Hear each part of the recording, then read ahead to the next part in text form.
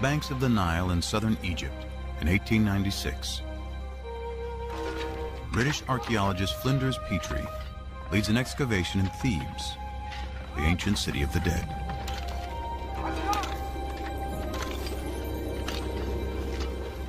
Here he unearths one of the most important discoveries in biblical archaeology.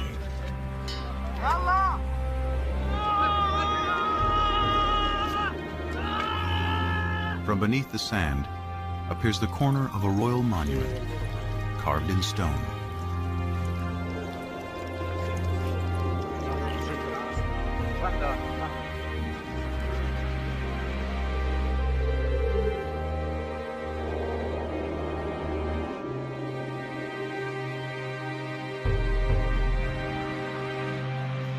Dedicated in honor of Pharaoh Merneptah, son of Ramses the Great, it became known as the Merneptah Stela. Today, it is in the Cairo Museum. This stela is what the Egyptians would have called a triumph stela, a victory stela, commemorating victory over foreign peoples. Most of the hieroglyphic inscription celebrates Merneptah's triumph over Libya, his enemy to the west. But almost as an afterthought, he mentions his conquest of people to the east in just 2 lines. The text reads, Ashkelon has been brought captive, Gezer has been taken captive, Yanoam in the North Jordan Valley has been seized, Israel has been shorn, its seed no longer exists. History proves the pharaoh's confident boast to be wrong. Rather than marking their annihilation, Merneptah's stela announces the entrance onto the world stage of a people named Israel. This is priceless evidence for the presence of an ethnical group called Israel in the central highlands of southern Canaan. The well-established Egyptian chronology gives the date as 1208 BC.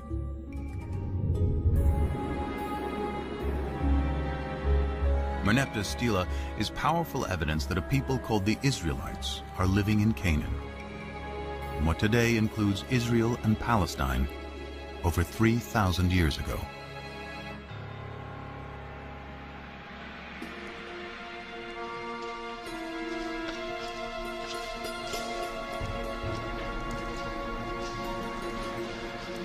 The ancient Israelites are best known through familiar stories that chronicle their history. Abraham and Isaac, Moses and the 10 Commandments, David and Goliath,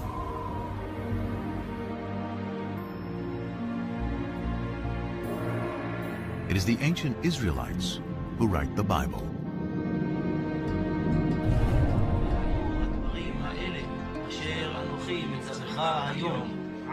Through writing the Hebrew Bible, the beliefs of the ancient Israelites survived to become Judaism, one of the world's oldest continuously practiced religions. And it is the Jews who give the world an astounding legacy: the belief in one God.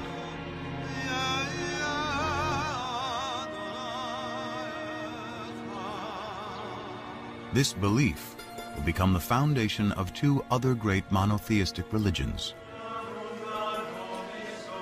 Christianity and Islam.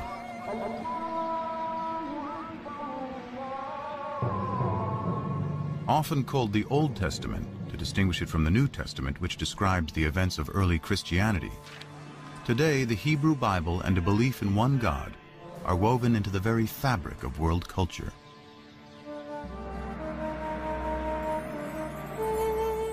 But in ancient times, all people, from the Egyptians to the Greeks to the Babylonians, worshiped many gods, usually in the form of idols.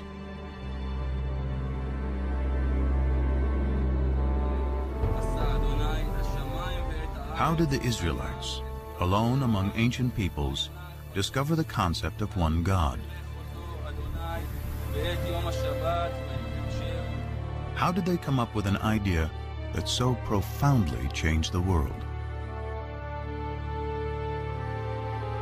Now, archaeologists and biblical scholars are arriving at a new synthesis that promises to reveal not only fresh historical insights, but a deeper meaning of what the authors of the Bible wanted to convey. They start by digging into the earth and the Bible. You cannot afford to ignore biblical text, especially if you can isolate a kind of kernel of truth behind these stories, and then you have the archaeological data. Now, what happens when text and artifacts seem to point in the same direction? Then I think we're in a very sound ground historically.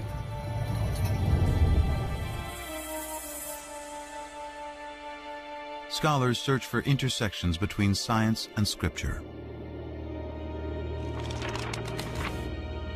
The earliest is the victory stela of the Egyptian pharaoh Merneptah from 1208 BC. Both the stela and the Bible place a people called the Israelites in the hill country of Canaan, which includes modern-day Israel and Palestine. It is here, between two of history's greatest empires, that Israel's story will unfold.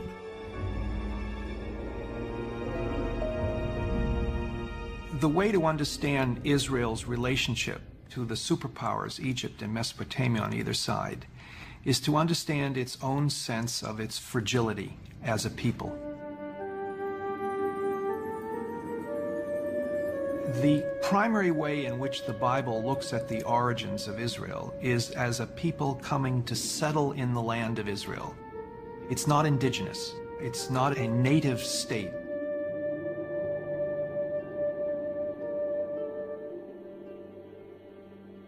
The Hebrew Bible is full of stories of Israel's origins.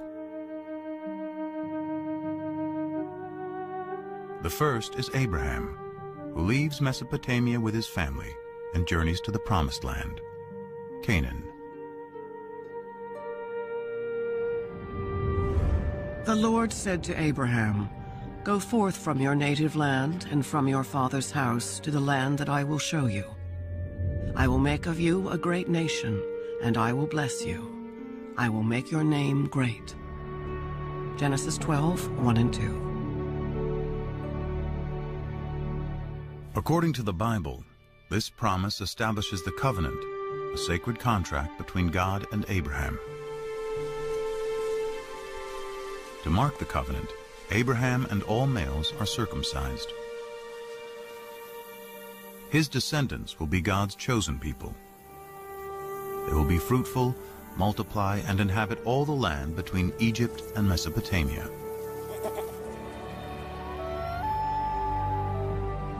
In return, Abraham and his people, who will become the Israelites, must worship a single God.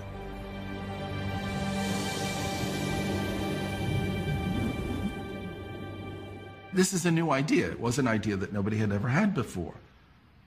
God, in our sense, doesn't exist before Abraham. It is hard to appreciate today how radical an idea this must have been in a world dominated by polytheism, the worship of many gods and idols. The Abraham narrative is part of the first book of the Bible, Genesis, along with Noah and the flood and Adam and Eve. Though they convey a powerful message, to date there is no archaeology or text outside of the Bible to corroborate them. The farther back you go in the biblical text, the more difficult it is to find historical material in it. The patriarchs go back to Genesis. Genesis is, for the most part, a compilation of myths, creation stories, things like that. And to find a historical core there is very difficult. This absence of historical evidence leads scholars to take a different approach to reading the biblical narrative. They look beyond our modern notion of fact or fiction to ask why the Bible was written in the first place. There is no word for history in the Hebrew Bible. The biblical writers were telling stories. They were good historians, and they could tell it the way it was when they wanted to, but their objective was always something far beyond that. So what was their objective? To find out, scholars must uncover who wrote the Bible and when. The traditional belief is that Moses wrote the first 5 books of the Bible. Genesis, the story of creation. Exodus, deliverance from slavery to the Promised Land. Leviticus, Numbers, and Deuteronomy, laws of morality and observance. Still read to this day, together they form the Torah, often called the 5 books of Moses.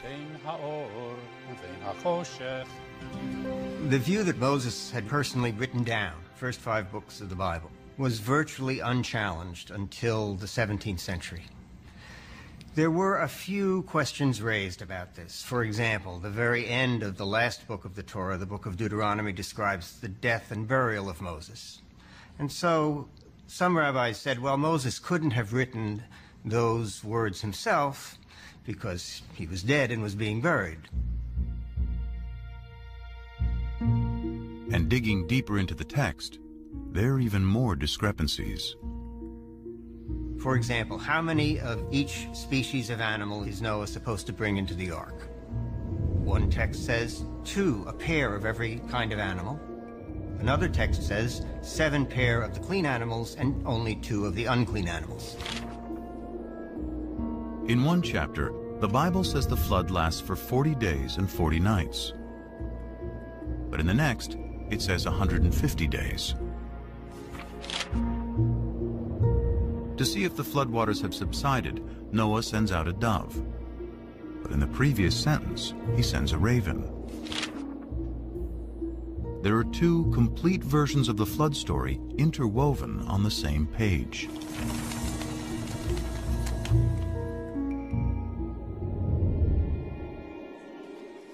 Many similar discrepancies throughout its pages suggest that the Bible has more than one writer.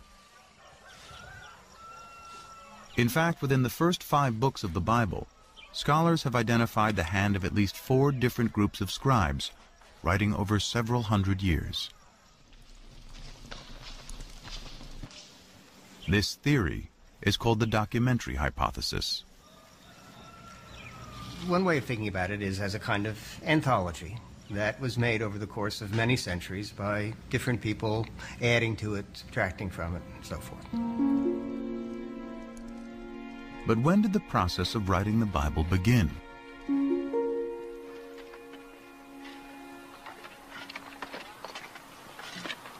Tel Zayit is a small site on the southwestern border of ancient Israel that dates back to biblical times. Since 1999, Ron Tappy has been excavating here. As I was taking aerial photographs from the cherry picker, a volunteer notified his square supervisor that he thought he had seen some interesting marks, scratches, possibly letters incised in a stone. Tappy excavated the rock and brought it back to his lab at the nearby kibbutz. It was only then that he realized he had more than a simple inscription. Dalet. I realized that this inscription represented an abecedery, that is to say, not a text narrative, but the letters of the Semitic alphabet written out in their correct order. Nun. And then Pei and Ayin are difficult to read, but they're out here. This ancient script is an early form of the Hebrew alphabet. What was found was not a random scratching of 2 or 3 letters. It was the full alphabet. Everything about it says that this is the ancestor of the Hebrew script.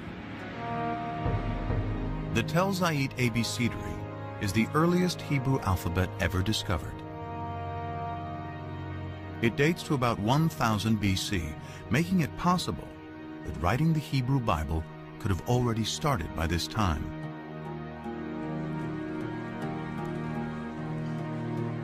To discover the most ancient text in the Bible, scholars examine the Hebrew spelling, grammar, and vocabulary.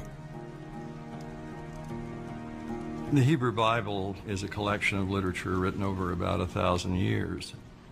And as with any other language, Hebrew naturally changed quite a bit over those 1,000 years. The same would be true of English. I'm speaking English of the 21st century, and if I were living in Elizabethan times, the words I choose, the syntax I use would be quite different. Scholars examine the Bible in its original Hebrew in search of the most archaic language, and therefore the oldest passages. They find it in Exodus, the second book of the Bible.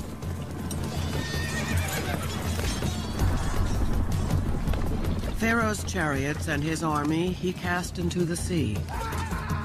His picked officers are drowned in the Red Sea. Exodus 15:4. This passage, known as the Song of the Sea, is the climactic scene of Exodus, the story of the Israelites' enslavement in Egypt and how Moses leads them to freedom. In all of the Bible, no single event is mentioned more times than the Exodus. With the development of ancient Hebrew script, the Song of the Sea could have been written by 1000 BC, the time of Tapi's alphabet. But it was probably recited as a poem long before the beginning of Hebrew writing. It's very likely that it was a kind of story told in poetic form that you might tell around the campfire. Just as our poems are easier to remember generally than prose accounts. So we generally think that the poetry is orally passed on from one to another long before they commit things to writing. Because the poetry in Exodus is so ancient, is it possible the story has some historical core? Hey.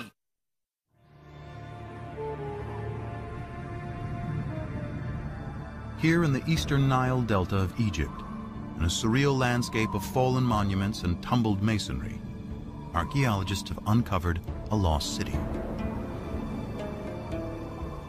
Inscribed on monuments throughout the site is the name of Ramses II, one of the most powerful Egyptian rulers.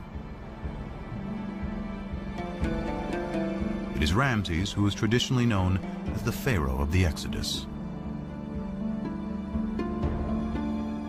Ancient Egyptian texts call the city Piramesi, or House of Ramses, a name that resonates with the biblical story of Exodus. The only specific item mentioned in the Exodus story that we can probably connect with non-biblical material is the cities that the Hebrews were ordered to build, and they are named Pithom and Ramses. Scholars agree that the biblical city Ramses is the ancient Egyptian city Piramesi. Its ruins are here in present-day Tanis. Most of the Egyptologists identified Piramesi, the Ramses town, with Tanis, because here you have an abundance of Ramesside monuments. This convergence between archaeology and the Bible provides a time frame for the Exodus. It could not have happened before Ramses became king around 1275 BC. And it could not have happened after 1208 BC, when the stela of Pharaoh Merneptah, Ramses II's son, specifically locates the Israelites in Canaan.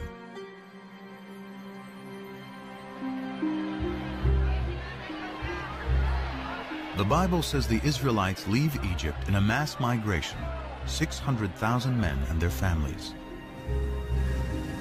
and then wander in the desert for 40 years. But even assuming the Bible is exaggerating, in 100 years of searching, archaeologists have not yet found evidence of migration that can be linked to the Exodus. No excavated site gives us any information about the route of the wandering through the wilderness. An exodus is simply not attested anywhere. Any historical or archaeological confirmation of the Exodus remains elusive. Yet scholars have discovered that all four groups of biblical writers contributed to some part of the Exodus story. Perhaps it is for the same reason its message remains powerful to this day. Its inspiring theme of freedom. Freedom is a compelling notion, and that is one of the ways that we can understand the story of the Exodus, from being controlled by others to controlling oneself. The idea of a change from domination to autonomy, that these are very powerful ideas that resonate in the human spirit. And the Exodus gives narrative reality to those ideas.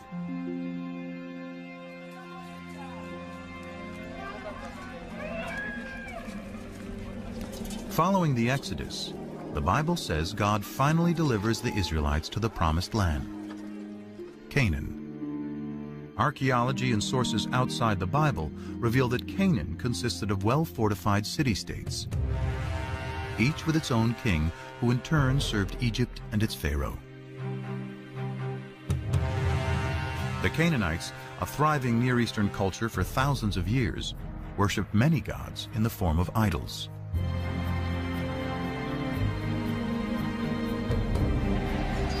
The Bible describes how a new leader, Joshua, takes the Israelites into Canaan in a blitzkrieg military campaign. So the people shouted, and the trumpets were blown.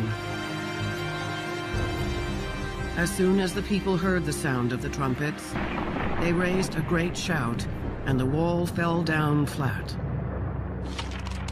Joshua 6:20.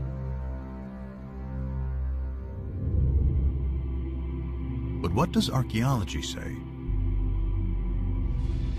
In the 1930s, British archaeologist John Garstang excavated at Jericho, the first Canaanite city in Joshua's campaign.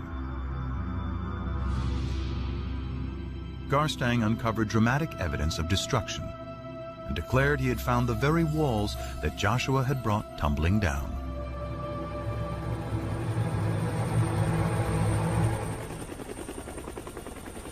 And at what the Bible describes as the greatest of all Canaanite cities, Hatzor, there is more evidence of destruction.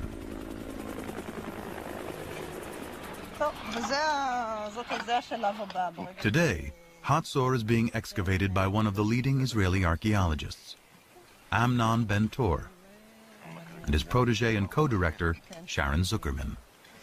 I'm walking through a passage between two of the rooms of the Canaanite palace of the kings of Hatzor. Signs of the destruction you can still see almost everywhere. You can see the dark stones here, and most important, you can see how they cracked into a million pieces. It takes tremendous heat to cause such damage. The fire here was, how shall I say, the mother of all fire.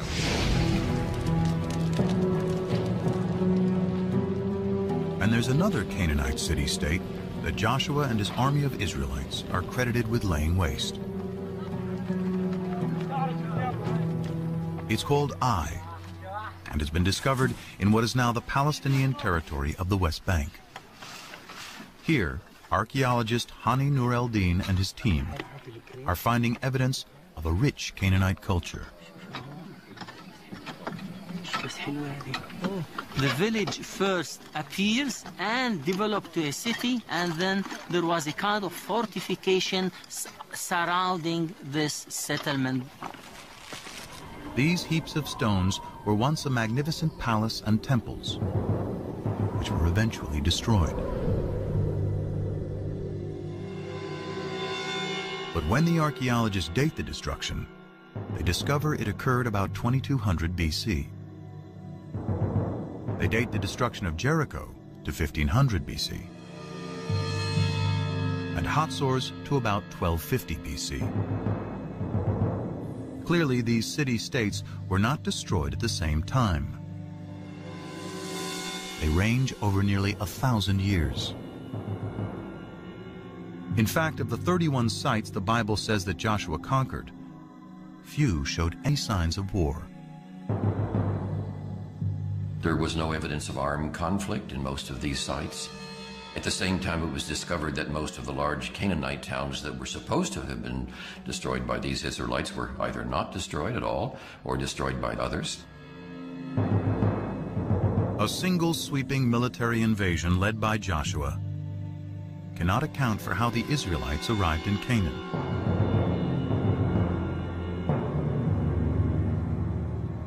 But the destruction of Hatzor does coincide with the time that the Merneptah Stela locates the Israelites in Canaan. So who destroyed Hatzor? Amnon Ben Tor still believes it was the Israelites who destroyed the city. But his co-director, Sharon Zuckerman, has a different idea. The final destruction itself consisted of the mutilation of statues of kings and gods. It did not consist of signs of war or of any kind of fighting. We don't see weapons in the street like we see in other sites that were destroyed by foreigners. So if there was no invasion, what happened? Bobby, just be careful about the stones there, okay? Excavations reveal that Hatzor had a lower city of commoners, serfs and slaves, and an upper city with a king and wealthy elites. Zuckerman finds within the grand palaces of elite Hatzor areas of disrepair and abandonment. To archaeologists, signs of a culture in decline and rebellion from within.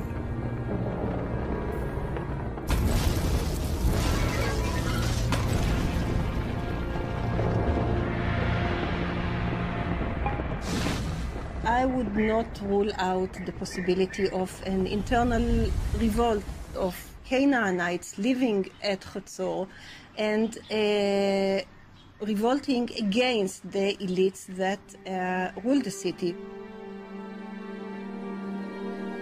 In fact, the entire Canaanite city-state system, including Hatzor and Jericho, breaks down. Archaeology and ancient texts clearly show that it is the result of a long period of decline and upheaval that sweeps through Mesopotamia, the Aegean region, and the Egyptian Empire around 1200 BC. And when the dust, as it were, settles, when we can begin to see what takes the place of this great state system, we find a number of new peoples suddenly coming into focus in a kind of void that is created with the dissolution of the great state system. Can archaeologists find the Israelites among these new people?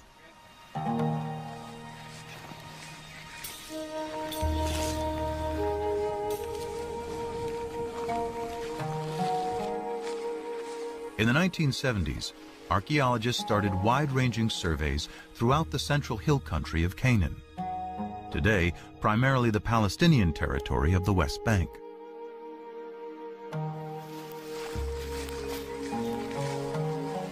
I was teaching at that time. We used to take students and go twice a week to the highlands.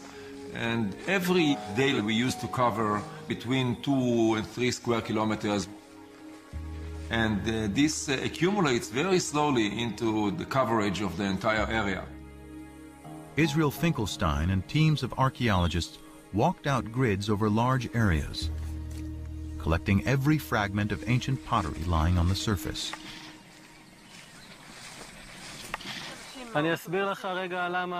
Over 7 years, he covered nearly 400 square miles, sorting pottery and marking the locations of where it was found on a map.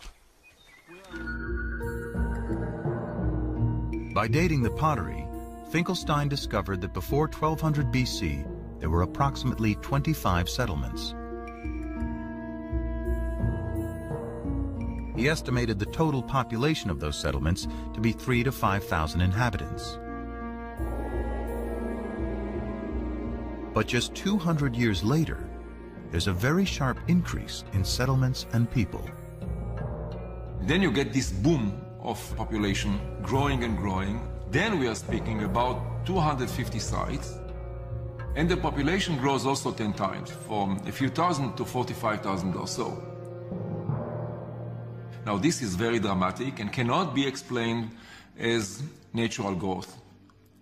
This rate is impossible in ancient times.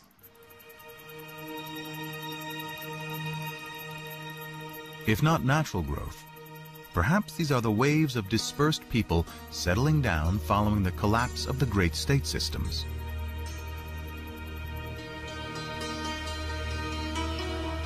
Then, more evidence of a new culture is discovered. A new type of simple dwelling never seen before. And it's in the exact location where both the Merneptah Stela and the Bible place the Israelites.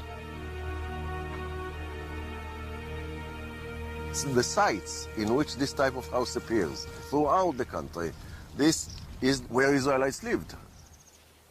And they are sometimes even called the Israelite house, the Israelite type house. The people who lived in those villages seem to be arranged more or less in a kind of an egalitarian society because there are no major architectural installations. If you look at the finds are relatively poor. Pottery is more or less mundane. I don't want to offend the early settlers or the early Israelites. Very little art. Curiously, the mundane pottery found at these new Israelite villages is very similar to the everyday pottery found at the older Canaanite cities like Hatzor.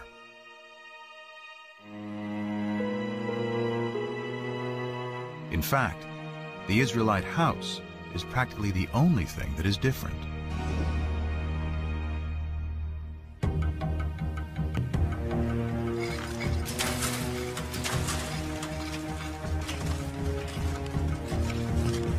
This broad similarity is leading archaeologists to a startling new conclusion about the origins of the ancient Israelites. The notion is that most of the early Israelites were originally Canaanites, displaced Canaanites. The Israelites were always in the land of Israel.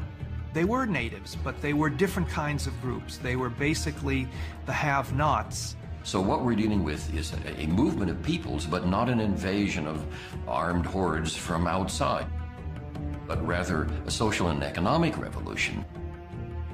Ancient texts describe how the Egyptian rulers and their Canaanite vassal kings burdened the lower classes of Canaan with taxes and even slavery. A radical new theory based on archaeology suggests what happens next. As that oppressive social system declines, families and tribes of serfs, slaves, and common Canaanites seize the opportunity. In search of a better way of life, they abandon the old city-states and head for the hills. Free from the oppression of their past, they eventually emerge in a new place as a new people. The Israelites. In the text, you have a story of the Israelites coming from outside and then besieging the Canaanite cities, destroying them, and then becoming a nation in the land of Canaan. 7 shards from the Middle Bronze Age. Whereas archaeology tells us something which is the opposite. The Late Bronze Age. According to archaeology, the rise of early Israel is an outcome of the collapse of Canaanite society, not the reason for that collapse. Archaeology reveals that the Israelites were themselves originally Canaanites.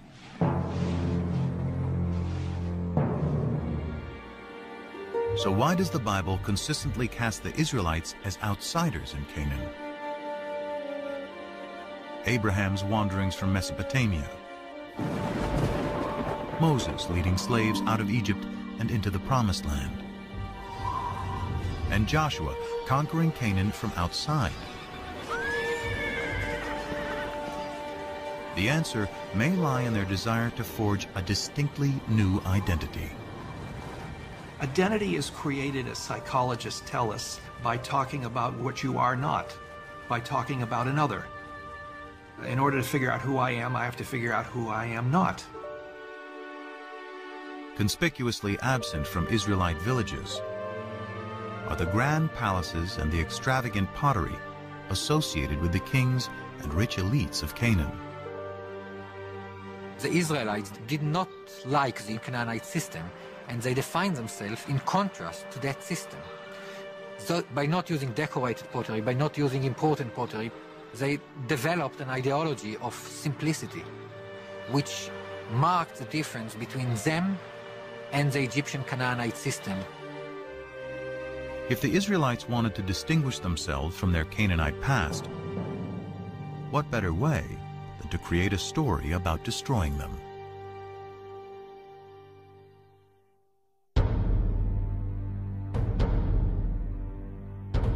But the stories of Abraham, Exodus, and the conquest serve another purpose.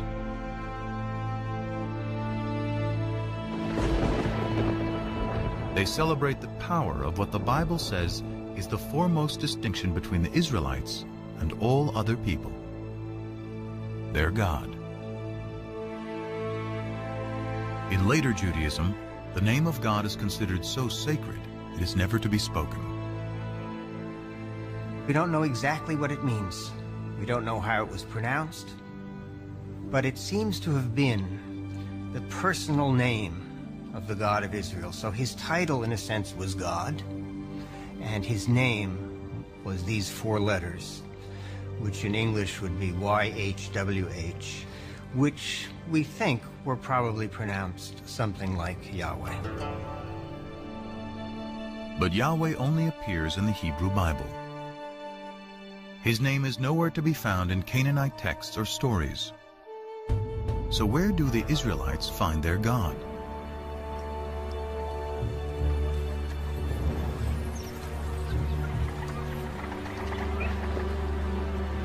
The search for the origins of Yahweh leads scholars back to ancient Egypt.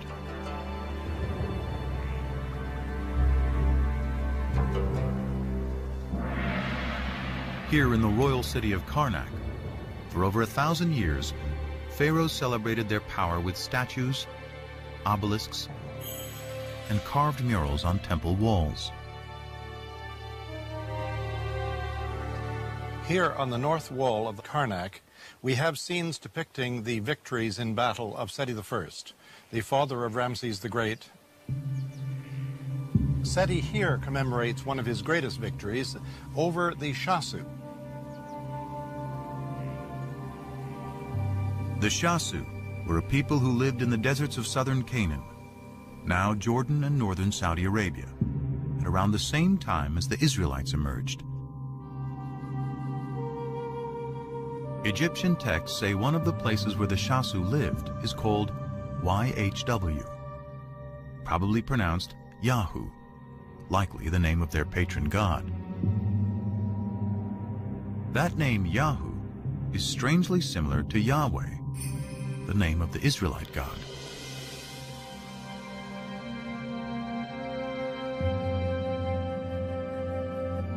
In the Bible, the place where the Shasu lived is referred to as Midian. It is here, before the Exodus, the Bible tells us Moses first encounters Yahweh in the form of a burning bush. Come no closer. Remove the sandals from your feet, for the place on which you are standing is holy ground. God also said to Moses, Thus you shall say to the Israelites, Yahweh, the God of your ancestors, has sent me to you. This is my name forever, and this my title for all generations. Exodus 3, 5 and 15. So we have in Egyptian sources something that appears to be a name like Yahweh in the vicinity of Midian. Here is Moses in Midian, and there a deity appears to him and reveals his name to Moses as Yahweh. These tantalizing connections are leading biblical scholars to re-examine the Exodus story.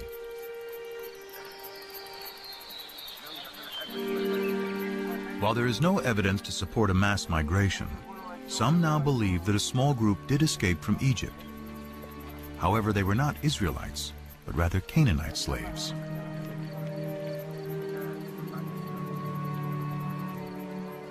On their journey back to Canaan, they pass through Midian, where they are inspired by stories of the Shasu's god, Yahu. There was probably a group of people who fled from Egypt and had some divine experience.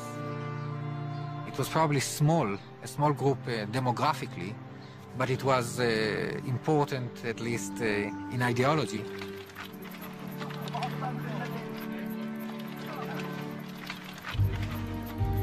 They find their way to the central hill country, where they encounter the tribes who had fled the Canaanite city-states.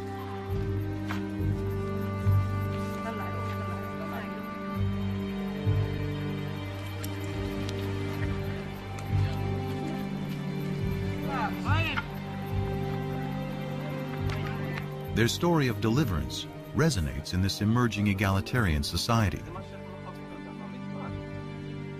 The liberated slaves attribute their freedom to the God they met in Midian, who they now call Yahweh. They spread the word to the highlanders, who themselves perhaps had escaped from the tyranny of the Canaanite city-states. They spread the idea of a God who represented freedom, freedom for people to keep the fruits of their own labor. This was a message that was so powerful that it brought people together and gave them a new kind of identity. The identity of Israelites. They are a combination of disenfranchised Canaanites, runaway slaves from Egypt, and even nomads settling down. The Bible calls them a mixed multitude. According to the Hebrew Bible, early Israel was a motley crew, and we know that's the case now. But these people are bound together by a new vision. And I think the revolutionary spirit is probably there from the beginning. The chosen people may actually be people who chose to be free. Their story of escape, first told by word of mouth and poetry, helps forge a collective identity among the tribes.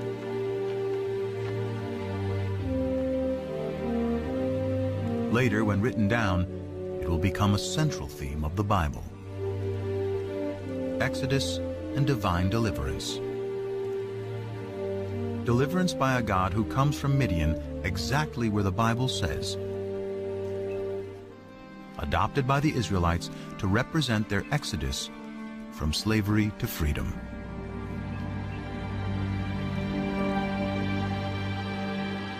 So is this the birth of monotheism?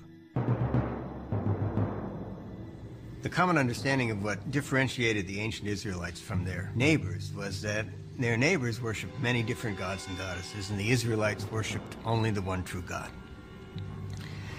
But that is not the case. This bull figurine, likely representing El, the chief god of the Canaanite deities, is one of thousands of idols discovered in Israelite sites. The Israelites frequently worshipped other gods. Now, maybe they weren't supposed to, but they did. So at least on a practical level, many, if not most, Israelites were not monotheists. The Bible's ideal of the Israelite worship of one God will have to wait.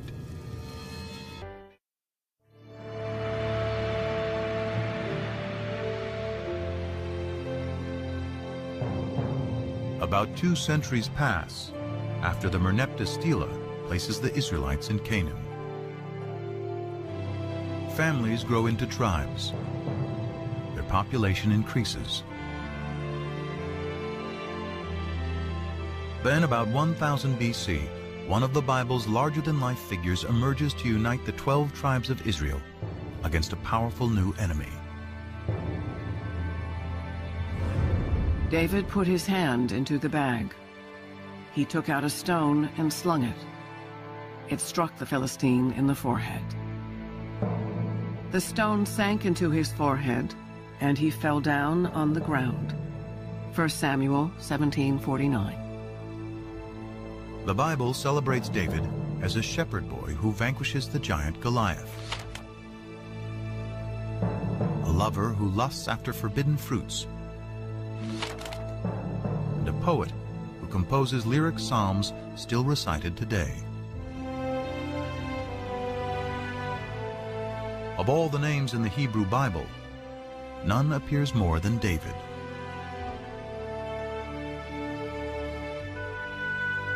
Scriptures say David creates a kingdom that stretches from Egypt to Mesopotamia. He makes Jerusalem his royal capital. And in a new covenant, Yahweh promises that he and his descendants will rule forever. David's son Solomon builds the temple where Yahweh, now the national God of Israel, will dwell for eternity. The kingdom of David and Solomon, one nation united under one God, according to the Bible. Now, some skeptics today have argued there was no such thing as a united monarchy. It's a later biblical construct, and particularly a construct of modern scholarship. In short, there was no David. As one of the biblical revisionists has said, David is no more historical than King Arthur. But then, in 1993, an amazing discovery literally shed new light on what the Bible calls ancient Israel's greatest king. Gila Cook was finishing up some survey work with an assistant at Tel Dan, a biblical site in the far north of Israel today. The excavation was headed by the eminent Israeli archaeologist Avraham Biran.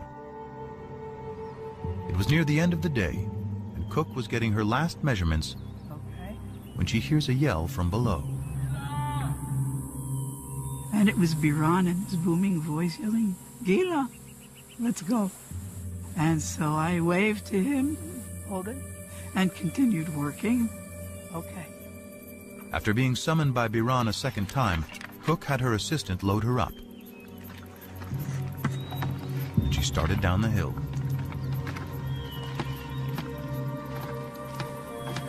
So I get there and I just dropped my bag and dropped the board and I set my stuff down.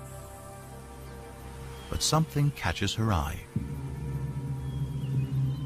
A stone with what appeared to be random scratches, but was actually an ancient inscription. This time, she yelled for Biran. And he looks at it and he looks at me and he says, "Oh my God." Cook had found a fragment of a victory stela written in Aramaic, an ancient language very similar to Hebrew. Dedicated by the king of Damascus, or one of his generals, it celebrates the conquest of Israel, boasting, "I slew mighty kings who harnessed thousands of chariots and thousands of horsemen. I killed the king of the house of David."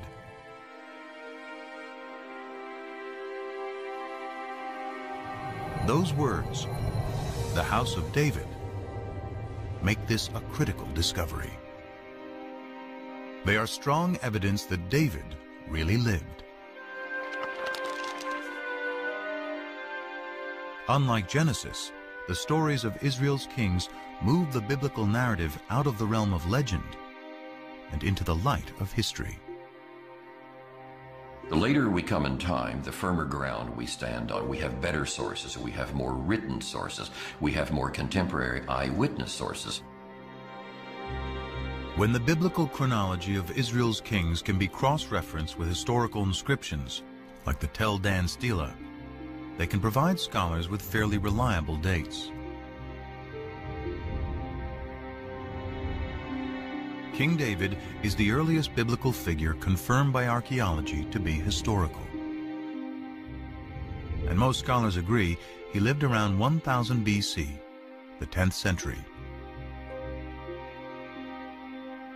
Could any of the Bible have been written during David's reign? The earliest Hebrew alphabet, discovered by Ron Tappy, carved on a stone at Tel Zait, provides an enticing clue. Off this wall here. The stone was incised with this alphabet. The stone was then used to build the wall, and the structure itself suffered massive destruction by fire sometime near the end of the 10th century BCE. The find is even more significant because Tel Zait was a biblical backwater on the fringes of David's kingdom. Surely if there was a scribe that could write this alphabet that far away, way out in the boondocks at the extreme western boundary of the kingdom, surely if there was a scribe that could do that out there, there were scribes, much more sophisticated scribes, back in the capital.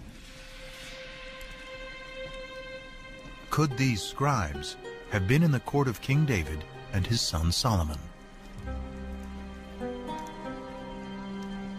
Could they have been the earliest biblical writers?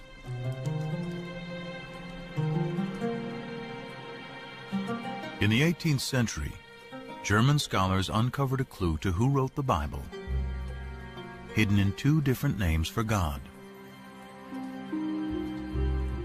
According to one account, Abraham knew God by his intimate personal name, conventionally pronounced Yahweh. Passages with the name Yahweh, which in German is spelled with a J, scholars refer to as J.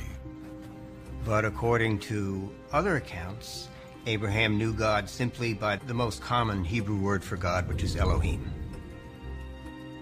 So the two different writers became known as E for Elohim and J for Yahweh. Most likely based on poetry and songs passed down for generations, they both write a version of Israel's distant past. The stories of Abraham in the Promised Land, Moses and the Exodus. The earliest of these sources is the one that is known as J, which many scholars dated to the 10th century BC, the time of David and Solomon. And because the backdrop for J's version of events is the area around Jerusalem, it's likely he lived there, perhaps in the royal courts of David and Solomon.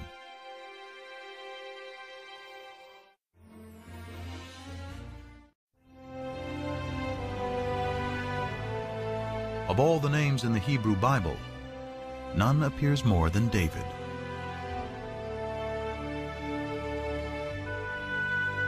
Scriptures say David creates a kingdom that stretches from Egypt to Mesopotamia. He makes Jerusalem his royal capital, and in a new covenant, Yahweh promises that he and his descendants will rule forever. David's son Solomon builds the temple where Yahweh, now the national God of Israel, will dwell for eternity. The kingdom of David and Solomon, one nation united under one God, according to the Bible.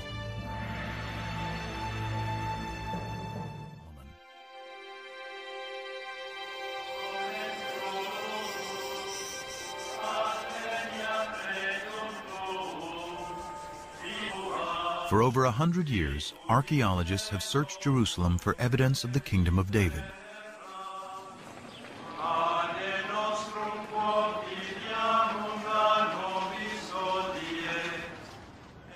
But excavating here is contentious, because Jerusalem is sacred to today's three monotheistic religions.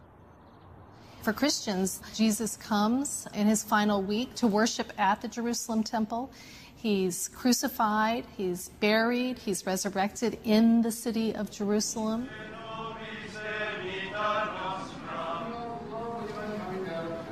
For Islam, it is the site where Muhammad comes in a sacred night journey. And today, the Dome of the Rock marks that spot. In Judaism, the stories of the Hebrew Bible of Solomon, of David, of the temples of Jerusalem, all of these take place, of course, in Jerusalem. So Jerusalem is a symbol of sacred space today, important for all three traditions. Despite the difficulties, Israeli archaeologist Eilat Mazar went digging in the most ancient part of Jerusalem, today called the City of David. We started excavations here because we wanted to check and to examine the possibility that the remains of King David's palace are here. But because this area has been fought over, destroyed, and rebuilt over thousands of years, it was a long shot that any biblical remains would survive. But then, large walls started to appear, 3 meter wide, 5 meter wide, and then we saw that it goes all direction. It goes from east, 30 meters to the west, and we don't see the end of it yet. such huge walls can only be part of a massive building. And Mazar believes her excavations to date represent only 20% of its total size.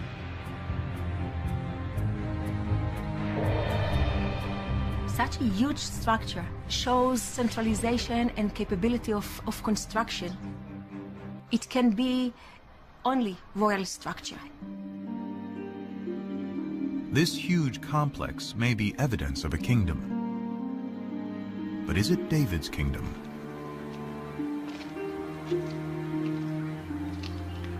For these walls to be David's palace, it would have to date to his lifetime, around 1000 BC.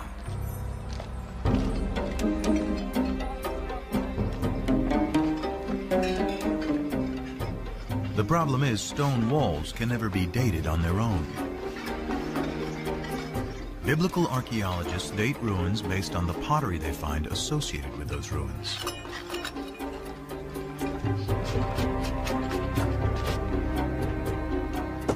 Pottery dating is based on two ideas. Pottery styles evolve uniformly over time. And the further down you dig, the further back in time you go. If pottery style A comes from the lowest stratum, then it is earlier than pottery style B that comes from the stratum above it. By analyzing pottery from well-stratified sites, excavators are able to create what they call a relative chronology. But this chronology is floating in time without any fixed dates.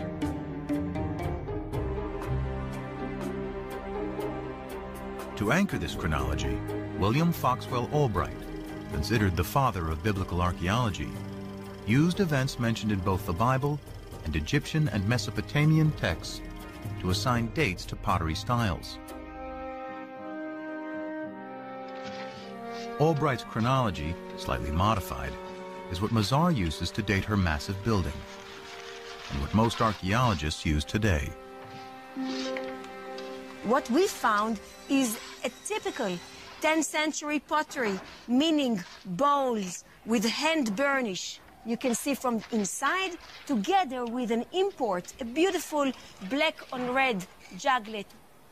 What is so important that this is a 10th century typical juglet. So has Mazar discovered the Palace of David? She adds up the evidence. The building is huge. It is located in a prominent place in the oldest part of Jerusalem. And the pottery, according to Albright's chronology, dates to the 10th century BC, the time of David.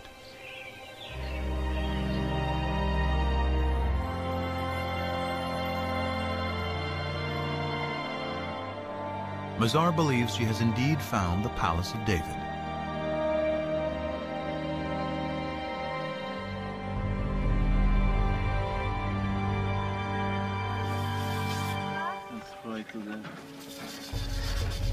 But that evidence, and indeed the kingdom itself, rest on the dates associated with fragments of pottery.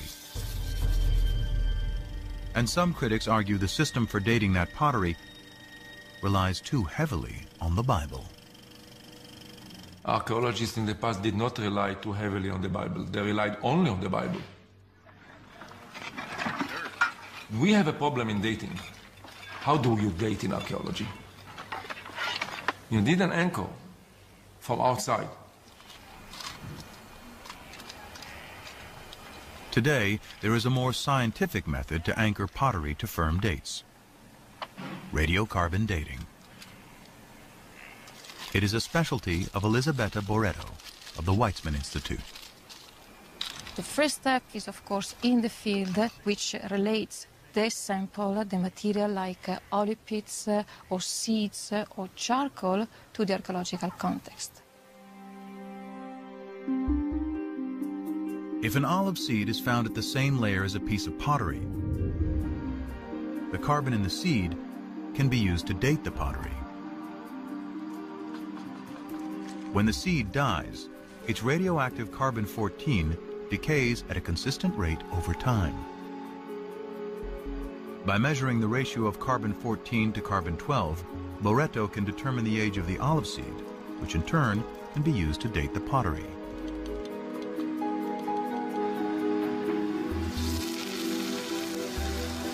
Boretto has meticulously collected and analyzed hundreds of samples from over 20 sites throughout Israel. Her carbon samples date the pottery that Albright and most archaeologists associate with the time of David and Solomon to around 75 years later.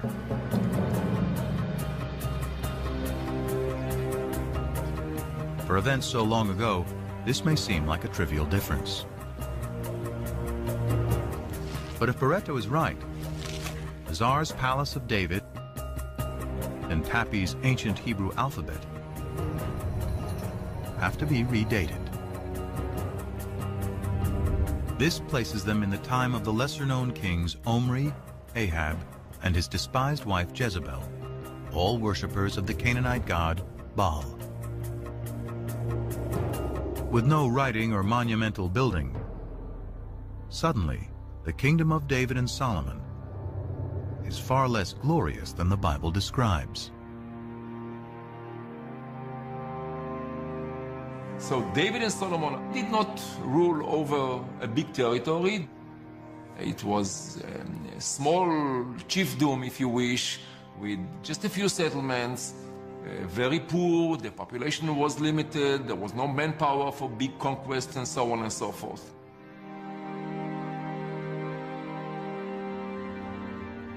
This would make David a petty warlord ruling over a chiefdom, and his royal capital Jerusalem nothing more than a cow town.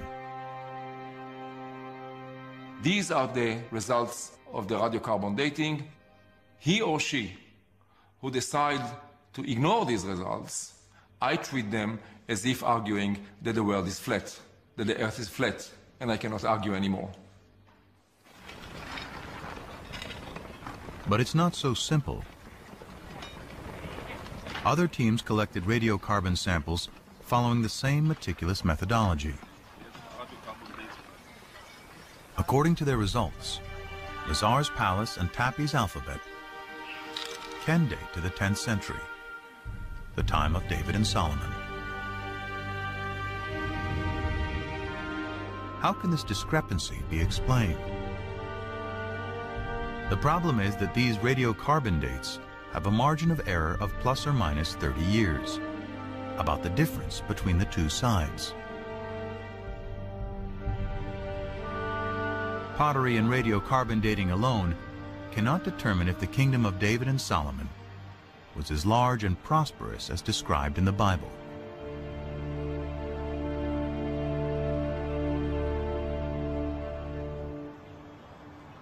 Fortunately, The Bible offers clues of other places to dig for evidence of this kingdom.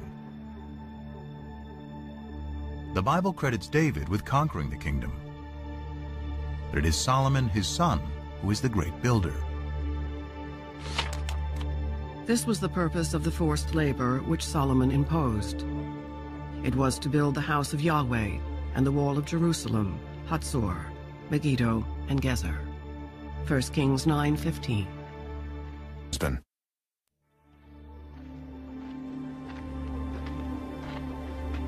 Here in Hatzor, Amnon Ben-Tor, director of excavations, believes this may be evidence of Solomon's building campaign.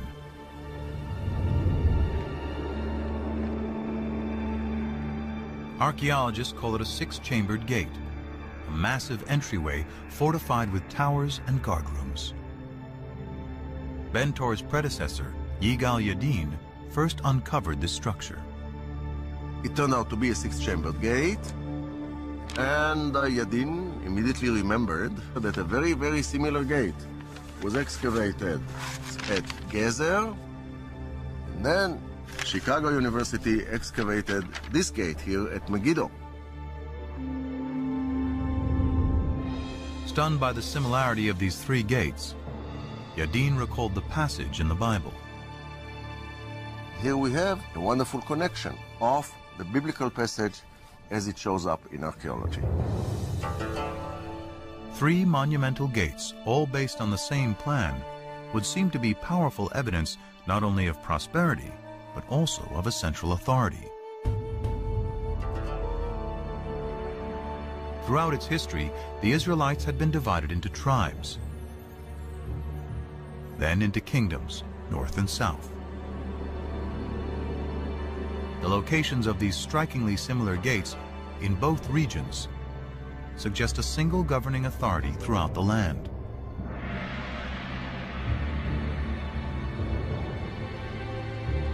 But how can we be sure this is the kingdom of David and Solomon?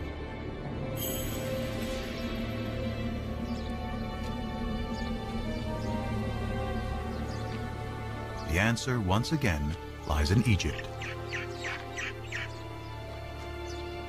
The head-smiting scene which you see on this wall commemorates a military campaign conducted by Pharaoh Shishak, or Sheshonq, the founder of Dynasty 22 in Egypt.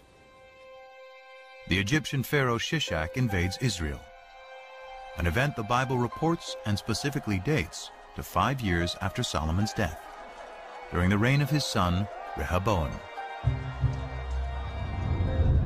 In the 5th year of King Rehoboam, King Shishak of Egypt marched against Jerusalem and carried off the treasures of the house of Yahweh and the treasures of the royal palace. He carried off everything. 1 Kings 14:25 and 26. The importance of this in fixing one of the earliest dates, specific dates, in which Egyptian history coincides with biblical history is really startling and has to be taken note of. This stunning convergence between the Bible and Egyptian history gives a firm date for the death of Solomon. Shishak's campaign, according to the well-established Egyptian chronology, dates to 925 BC. And the Bible says Solomon dies 5 years earlier, which means 930 BC.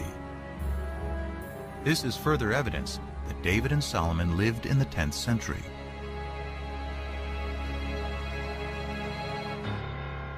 But there's even more hidden in these walls. These ovals, with their depictions of bound captives and city walls, represent places Pharaoh Shishak conquered in Israel.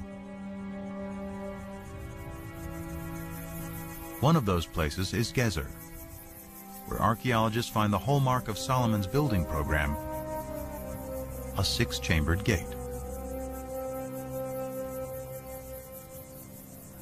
Phil Deaver directed the excavations in the late 1960s. We can actually see vivid evidence here of a destruction. Down below we have the original stones pretty much in situ, but if you look in here you see the stones are badly cracked. You can even see where they're burned from the heat of a huge fire that has been built here. And then up in here you see the fire has been so intense that the soft limestone has melted into lime and it flows down like lava. This is vivid evidence of a destruction, and we would connect that with this well-known raid of Pharaoh Shishak. And if the gate was destroyed by Shishak in 925 BC, then it must have been built during the lifetime of Solomon, who died just 5 years earlier. Surely this kind of monumental architecture is evidence of state formation. And if it's in the 10th century, then Solomon. Although a minority of archaeologists continue to disagree, this convergence of the Bible, Egyptian chronology, and Solomon's gates is powerful evidence that a great kingdom existed at the time of David and Solomon, spanning all of Israel, north and south, with its capital in Jerusalem. But Jerusalem is more than a political center. It is the center of worship.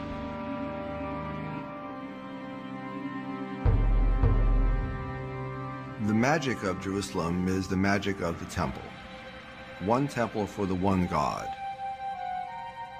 The result is that Jerusalem and the temple emerge as powerful symbols not just of the oneness of God, but also of the oneness of the Jewish people. The worship of the ancient Israelites bears little resemblance to Judaism today. It centered around the temple, built by David's son Solomon, and seen as Yahweh's earthly dwelling. To understand how the ancient Israelites worshiped their God, scholars must discover what the temple looked like and how it functioned.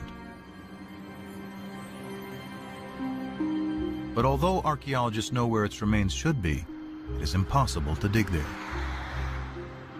It lies under the third holiest site in Islam, which includes the Dome of the Rock.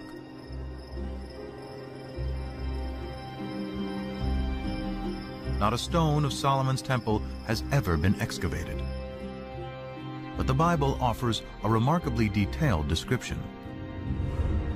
The house which King Solomon built for Yahweh was 60 cubits long, 20 cubits wide, and 30 cubits high.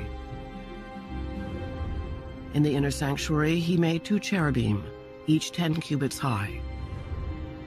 He overlaid the cherubim with gold.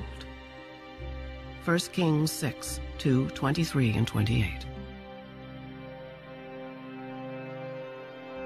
The Bible's description suggests a floor plan for Solomon's temple, and it is strikingly similar to temples built by neighboring peoples who worship many gods. The closest in appearance is a temple hundreds of miles to the north of Jerusalem at Ain Dara in modern-day Syria. They have similar dimensions and the same basic floor plan. Guarding both temples are sphinxes, or cherubim as the Bible calls them. Unique to the temple at Ain Dara are the enormous footprints of the God who lived here. They mark his progress as he strode to his throne in the innermost sanctuary. If we take the details that we find of Solomon's temple in the Book of Kings and compare it with the Ain Dara temple, we can piece together a fairly good picture, I think, of what this temple might have looked like in the age of Solomon.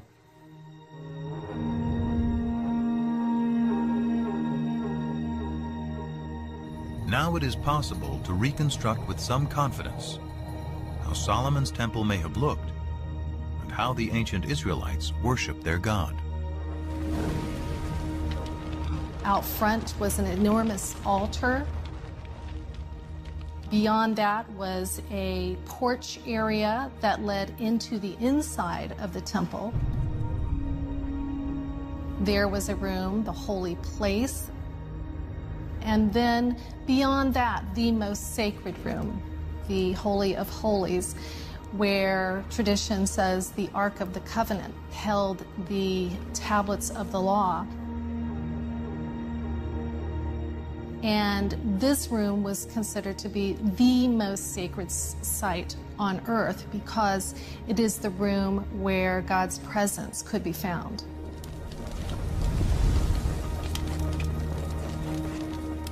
And the ancient Israelites believed their God demanded a very specific form of worship.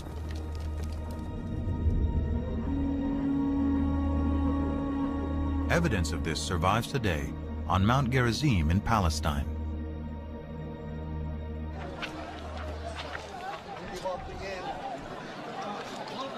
The Samaritans who live here claim direct descent from the ancient tribes of Israel.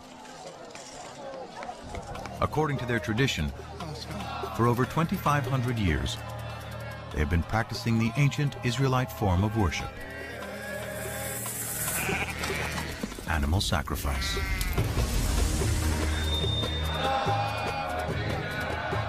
The primary function is to make a connection between our mundane world and the divine world. And the means for the ancient Israelites is embodied in blood. Blood is the most sacred substance on the altar. And blood is the substance that embodies life. So it is the most precious substance in the human world.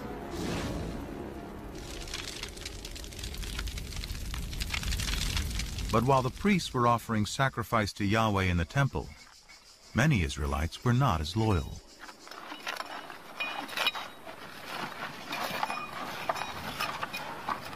At Tel Rehov, archaeologists are digging at an Israelite house that illuminates the religious practices of its ancient inhabitants.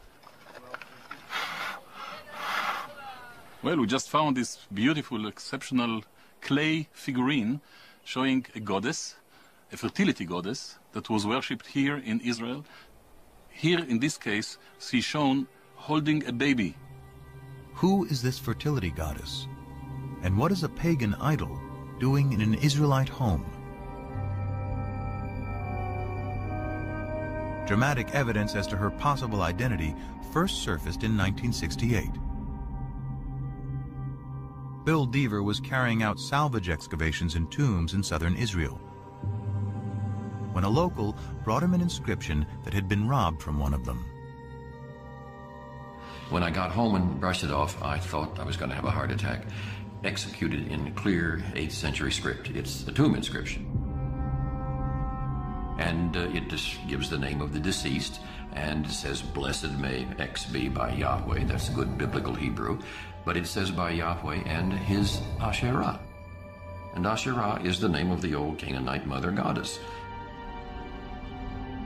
More inscriptions associating Yahweh and Asherah have been discovered, and thousands of figurines unearthed throughout Israel. Many scholars believe this is the face of Asherah. Deaver concludes God had a wife. Even hundreds of years after the Israelites rise from their Canaanite pagan roots, monotheism has still not completely taken hold. This is awkward for some people, the notion that Israelite religion was not exclusively monotheistic, but we know now that it wasn't.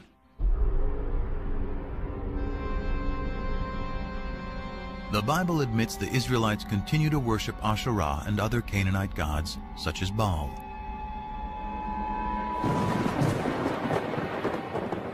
In fact, the prophets, holy men speaking in the name of God, consistently rail against breaking the covenant made with Moses to worship only Yahweh.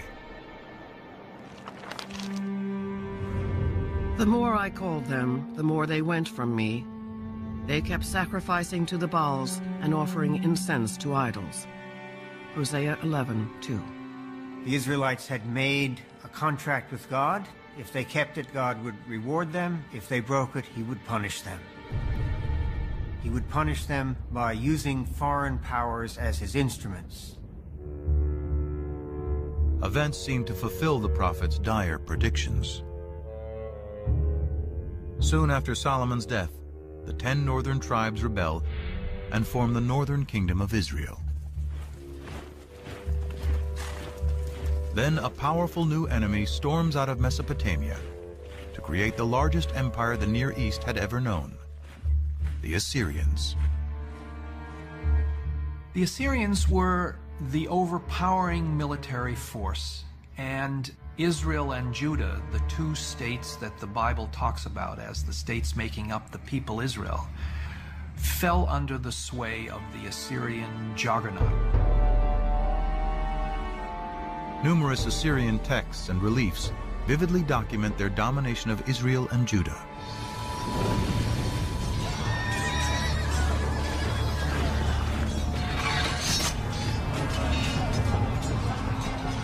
In 722 BC, the Assyrian army crushes the northern kingdom. Those who escape death or exile to Assyria flood south into Jerusalem, where the descendants of David and Solomon continue to reign. One of them, Josiah, according to the Bible, finally heeds what the prophets prescribe. We're told in the book of Kings that King Josiah in the late 7th century BC was told that a scroll had been discovered in the temple archives. The scroll was brought to him, and as the scroll was being read, Josiah began to weep because he realized that it was a sacred text containing divine commands which the people had been.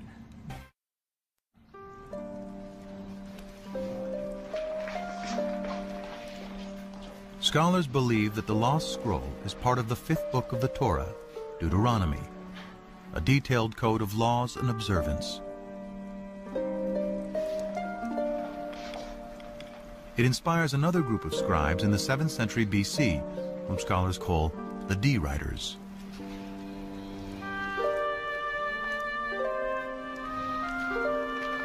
According to the documentary hypothesis, after J and E, D is the 3rd group of scribes who write part of the Hebrew Bible. D retells the Exodus story and reaffirms the covenant Moses made between God and the Israelite people.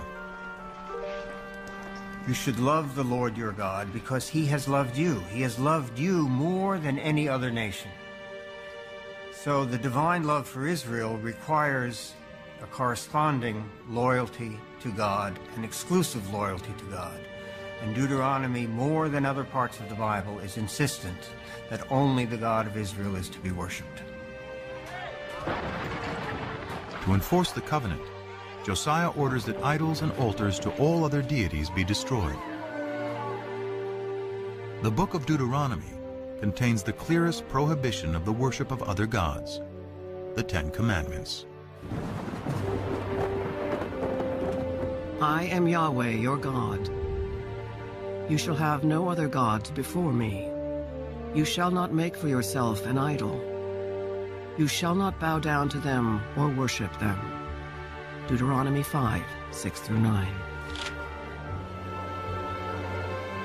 The 10 Commandments appears in 2 books of the Bible, in Deuteronomy and in Exodus. It is not only a contract with Yahweh, it is also a code of conduct between people. The revelation of the 10 Commandments is an ethical revelation. And that's where the idea of justice comes in, because that's the most important thing about the way in which we treat one another. We will not kill him, we will not steal from him, and we will not lie about him. We will abide by the commandments. The commandments, as God himself repeatedly says through the later prophets, are already written on the hearts of human beings. By associating the belief in one God with moral behavior, the 10 Commandments establishes a code of morality and justice for all, the ideal of Western civilization. Despite Josiah's reforms, the ancient Israelites continued to worship other gods. Their acceptance of one God and the triumph of monotheism begins with a series of events vividly attested through archaeology, ancient texts, and the Bible.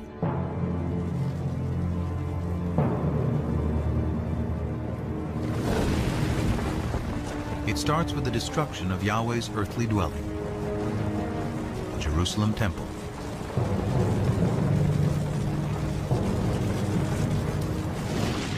In 586 BC, after defeating the Assyrians, a new Mesopotamian empire invades Israel. The Babylonians ransack the temple and systematically burn the sacred city.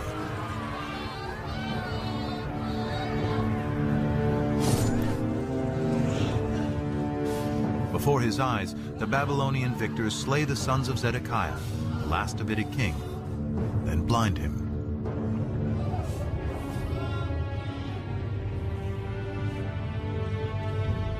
The covenant, the promise made by Yahweh to his chosen people and to David, that his dynasty would rule eternally in Jerusalem, is broken. After 400 years, Israel is wiped out.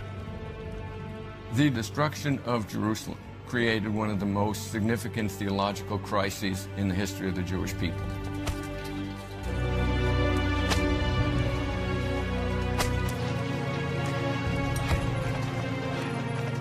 The Babylonians round up the Israelite priests, prophets, and scribes and drag them in chains to Babylon. Babylonian records confirm the presence of Israelites, including the king, in exile. In every age of disbelief, one is inclined to think God is dead. And surely those who survived the fall of Jerusalem must have thought so. After all, how could God allow his temple, his house, the visible sign of his presence among his people, to be destroyed? Without temple, king, or land, how can the Israelites survive?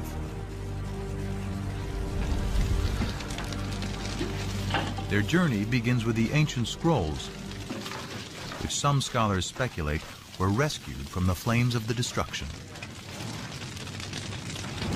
Among the exiles from Jerusalem to Babylon were priests from the temple. And they seem to have brought with them their sacred documents, their sacred traditions.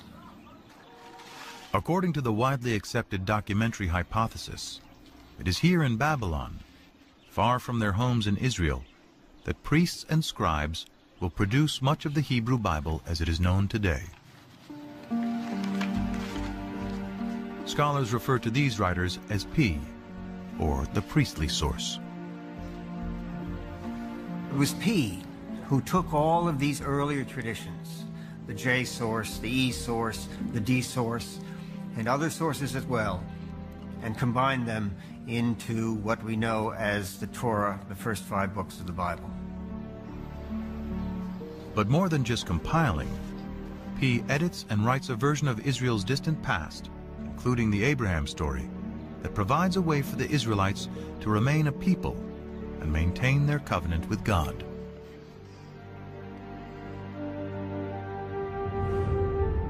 You shall circumcise the flesh of your foreskins, and it shall be a sign of the covenant between me and you. Genesis 17:11. When Genesis 17 attributes a covenantal value to circumcision, it is not really talking about Abraham. It is really talking about the exiles of the 6th century BCE, who, far from their native home, were desperately trying to find a way to reaffirm their difference. Therefore, they began to look at circumcision as not simply another practice, but rather as the marker of the covenant, and they attributed this view back to Abraham. To the exiles, the Babylonians are the new Canaanites, the idol-worshipping, uncircumcised peoples from whom they must remain apart.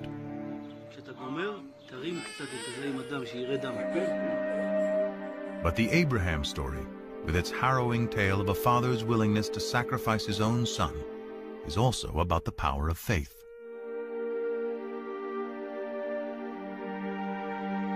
It is no coincidence that the exiled P scribes place Abraham's origins in Ur, just down the river from Babylon.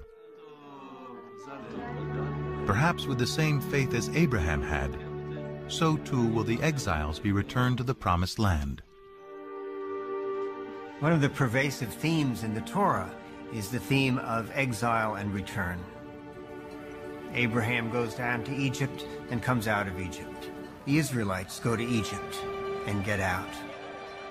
For the exiles in Babylon in the 6th century BC, that theme must have resonated very powerfully. God, who had acted on their behalf in the past, would presumably do so again. But the Israelites still have a problem. How, in a foreign land, without the temple and sacrifice, can they redeem themselves in the eyes of Yahweh? To assure that divine protection, the P tradition emphasizes observances such as the Sabbath observance. You don't need to be in the land of Israel to keep the Sabbath. And we have allusions in the biblical writings, in the prophets, to the fact that the exiles also learned to pray in groups in what was to become the forerunner of the synagogue. Shema Yisrael, Adonai Eloheinu, Adonai Echad. It is during this period, through the exile, that the exiles realized that even far away from their homeland, without a temple, without the priesthood, without kings, they're still able to worship God, be loyal to God, and to follow God's commandments. This is the foundation of Judaism. The experience of the exile transforms ancient Israelite cult into a modern religion. By compiling the stories of their past, originally written by the scribes J, E, and D, the Exodus from slavery to freedom, Moses and the Ten Commandments, Abraham's journey to the Promised Land, P creates what we know today as the first 5 books of the Bible.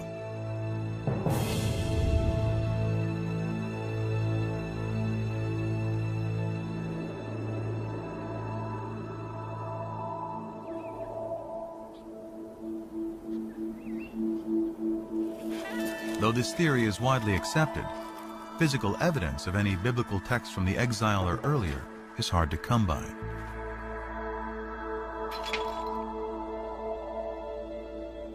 The most celebrated surviving biblical texts are the Dead Sea Scrolls. First discovered by accident in 1947, the scrolls represent nearly all 39 books of the Hebrew Bible, at least in fragments.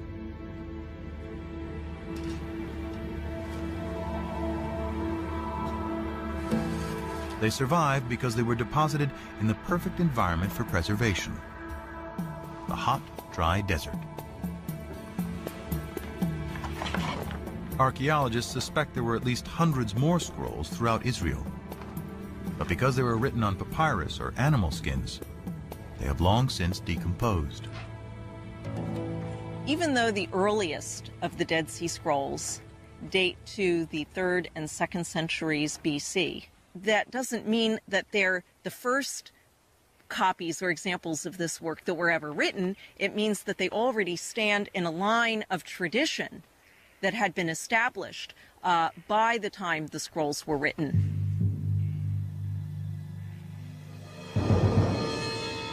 Still, the earliest of the Dead Sea Scrolls dates to at least 300 years after the Babylonian exile. In the absence of proof of earlier text, some scholars claim the entire Bible is pious fiction, and even doubt whether Israel and the Israelites ever existed.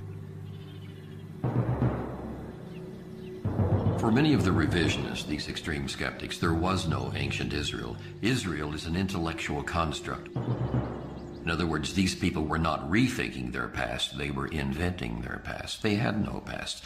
So the Bible is a myth, a foundation myth, told to legitimate a people who had no legitimacy. The legitimacy of the Israelite past hinges on finding a piece of evidence to prove the ancient origins of the Bible.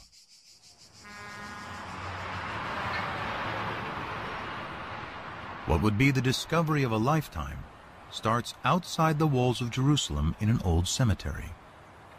We came here and excavated 7 of these burial caves. The burial caves date back to the 7th century BC, somewhere around the time of King Josiah. But the caves were found looted, so we didn't anticipate too much.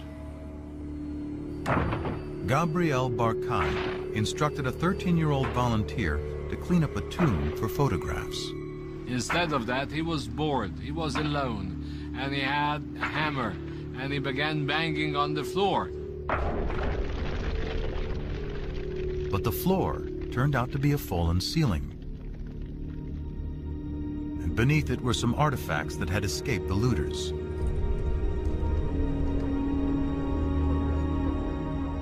Among the hundreds of grave goods, one artifact stood out. It looked like a cigarette butt. It was cylindrical, about 1 inch in size, about ½ an inch in diameter, and it was very clear it is made of silver.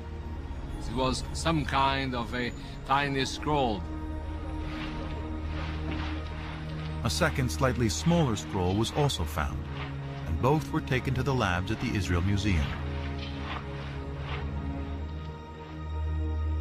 But unraveling the scrolls to see if they contain a readable inscription could risk destroying them completely. Andy Vaughn was one of the epigraphers on the project. Archaeology is basically a destructive science. In order to learn anything, you have to destroy what's there.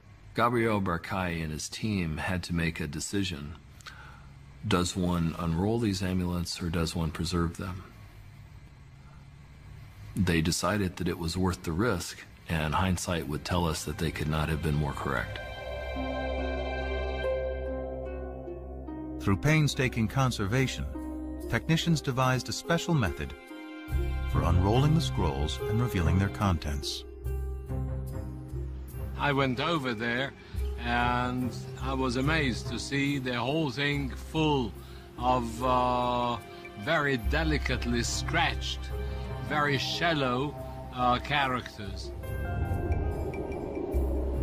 The first word that I could decipher already on the spot was Yud Hey Vav Hey, which is the 4-lettered, unpronounceable name of God. Further investigation revealed more text and a surprisingly familiar prayer, still said in synagogues and churches to this day. May the Lord bless you and keep you. May the Lord make his face to shine upon you and be gracious to you. May the Lord lift up his countenance upon you and give you peace. Numbers 6:24-26.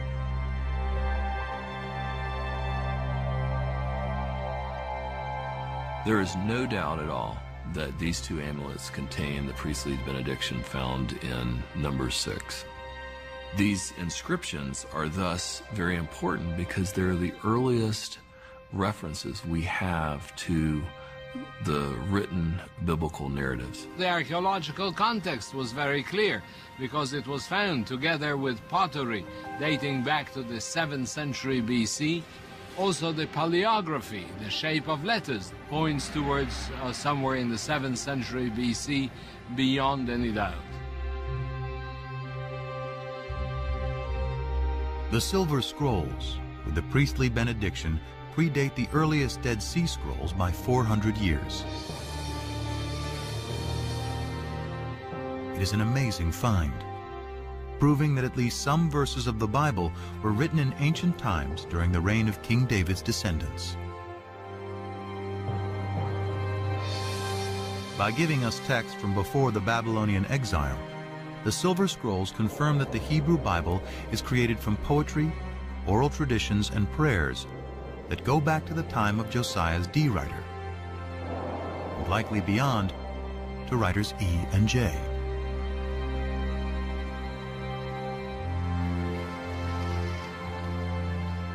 As modern scholars suspect, the Torah, the first 5 books of the Bible, takes its final form during the Babylonian exile.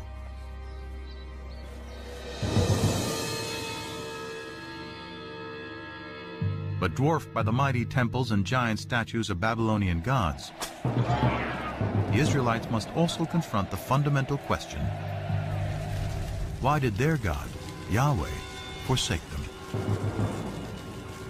In the ancient world, if your country was destroyed by another country, it meant that their gods were more powerful than your God.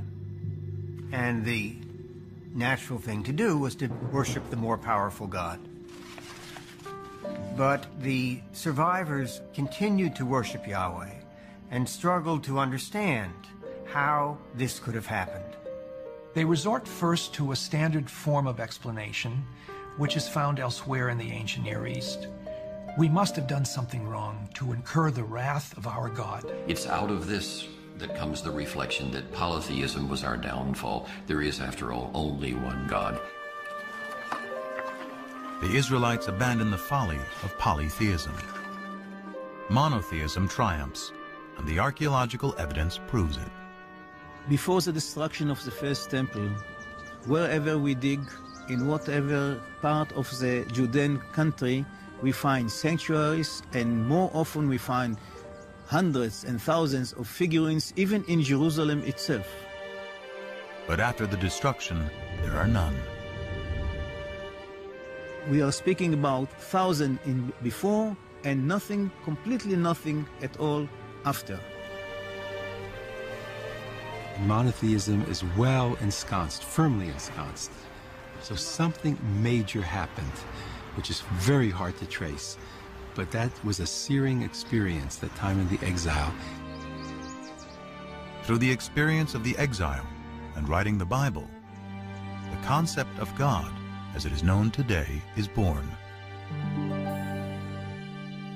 In a way, P created something that was much greater, because it was greater than any individual land or kingdom. It was a kind of a universal religion based on a creator God, not just a God of a single nation, but the God of the world, the God of the universe.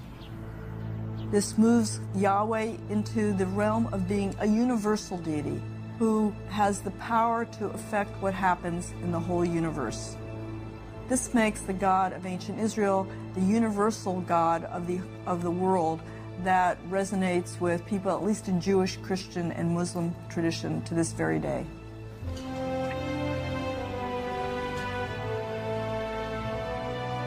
In 539 BC, the Babylonian Empire is toppled by the Persians. As written in the Bible, Yahweh, in his new role as the one invisible God, orchestrates a new exodus.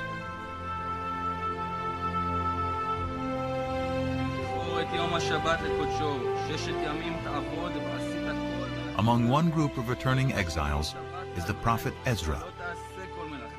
Back in Jerusalem, he gives a public reading of the newly written Torah to re-establish the covenant.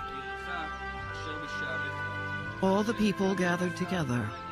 They told the scribe Ezra to bring the book of the law of Moses, which the Lord had given to Israel.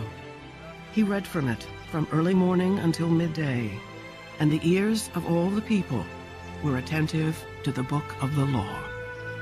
Nehemiah 8, 1-3. To me, it's one of the most moving moments in the whole Bible.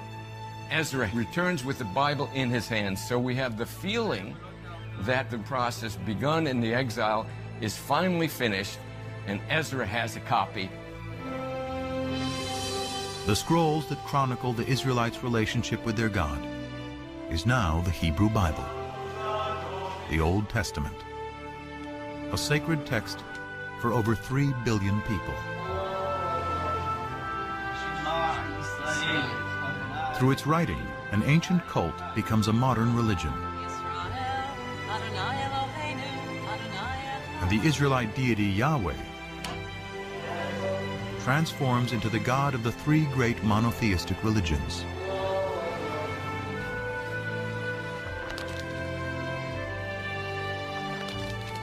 Through its teachings, the Bible established a code of morality and justice, aspirations that resonate through the ages.